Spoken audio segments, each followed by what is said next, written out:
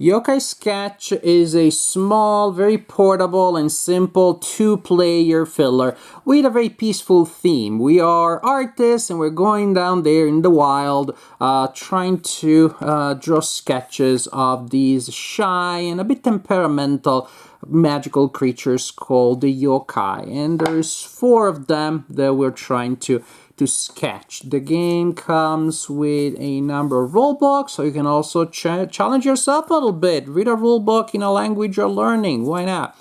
Or just, use the one that you know.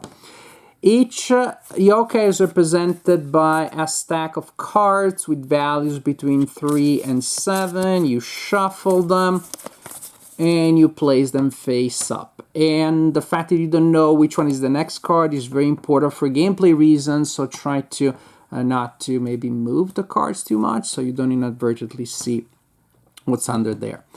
Then we have a deck of cards, each representing 2 different yokai, and some also having symbols. So there are 2 symbols representing different game effects. The idea is you want to have the most points at the end of the game. Each player will have a hand of cards. When it is your turn, you start your turn by drawing a card.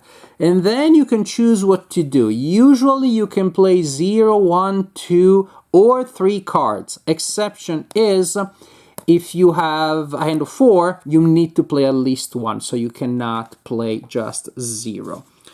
Now, when you play the cards, you will choose the side on which they go, and you will place it next to the corresponding yokai. And suppose that's how I decide to do that, and then I want to play another card, and I play it there also, and then I play another card, and I do that. And that's it. Then my friendly opponent plays their turn, and suppose that's what they do. They will need to resolve an effect there. We'll talk about it. And suppose it goes back to me and I play that card. So the general idea is pretty simple. We're going to play cards there. Remember, you draw a card at the beginning of your turn. So if you play 3 cards in one turn, you may have a very small hand the next turn, and maybe even the following one. But turns are very quick. So, if the number of cards that we place by a yokai it matches the number indicated, the player who has the majority takes that card and also discards all of their cards into a discard pile. The player who did not get that gets to keep their cards there. And so you can see the push your luck element. I really want a 4, but whatever is left there may give an advantage to my next player because they are left there and they may already have a good starting point for the next card, which may be even better. Higher value. It's a 7, just go for it, but it may take a while, it may take some maneuvering. And this is when those effects indicated by those symbols also are important. The symbol that you see here, that you see there, the footprint or the handprint right there, is called the yokai. When you place it, you may take the top card from any yokai stack and you place it on top of the stack where you just played that card, like so. And now it counts as if it was of the color of that stack. And there is some interesting trickery that can happen because of that. Suppose, for example, that this is the situation. This is the situation. Now I'm playing that card. I'm calling the yokai. I'm calling that yokai. Booyah! And now 2 and 3. That is triggered, and I take it immediately. And yes, I leave myself with fewer cards there, but that's unavoidable.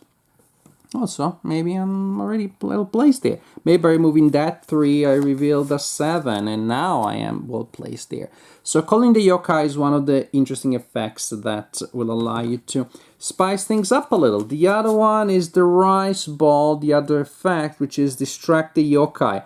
When you play this card, you may take the last sketch card that the opponent played, and move it somewhere else, turning it as appropriate. So, for example, if that was the last card that my opponent played, I played that one, I distract the yokai, and I decide to move this one, and I place it there. And again, basically you're doing that to manipulate who is around what and what kind of majority they have, to trigger things, and so on and so forth. These are very simple rules, but well, there's interesting gameplay that emerges from those. If there is a tie for a yokai, say in this case both players have 2 cards, all cards are discarded, all players' cards are discarded, and the yokai also runs away as being freaked out by too much activity going on, and you continue playing from there. The game continues until a stack of yokai is completely depleted. That triggers the end of the game. At that point, players will simply count the points on the cards that they collected. Highest total wins the game. If there is a tie, then whoever has the most colors in their scoring stack. It is that simple. This is a very simple game again, but surprisingly engaging. For, again, a 2-player game, kind of like lunch break kind of game, simple filler that you play with that friend who showed up earlier game night while you're waiting for everybody else to show up. It takes a second to set up, a couple of minutes to teach it, and then you're playing a game. Which, again, for something this simple, I found quite entertaining and quite enjoyable. There are a couple of interesting things that you can do by manipulating such simple effects as calling the yokai and distracting the yokai. Again, manipulating things, triggering things early on. It's also neat that the game definitely does not overstay its welcome, because as soon as a player thinks that they are ahead, they may just try to go as much as possible for a specific yokai, trying to deplete that stack, but you may be wrong in your calculations, who knows? And again, there are only so many cards of a certain yokai. So, it's nice that you have some resistance there. You can't end it whenever you want, but you have the feeling that you can manipulate that, and that's just another layer of decisions that you have.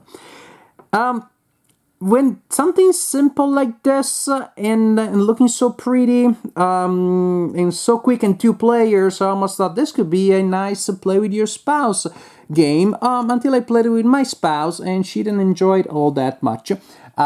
Because actually there is a bit of a confrontational element. There is no card that I'm taking unless I'm taking it from you, and chances are you built a little bit around that. And again, there's a consolation prize. Oh, hey, you took that card, but now you have an advantage, which is great. But again, with some of these other things, it can get tricky because you can still take cards away from the opponent. So there is a tug-of-war element, which is almost like physically visualized by these lines of cards around the yokai. There's definitely a tug-of-war. It's a little bit confrontational. Again, it's a light confrontation, but say my family, for example, play with your spouse games. We prefer them if they are a little bit more indirect confrontation or cooperative, that sort of thing. So, well, you decide if it works as a play with your spouse. Definitely a quick, simple filler for game night or for a lunch break. So Yokai Sketch, simple, light, but still with interesting decisions. Definitely beautiful art. So within its categories, a simple filler, this is an enjoyable one.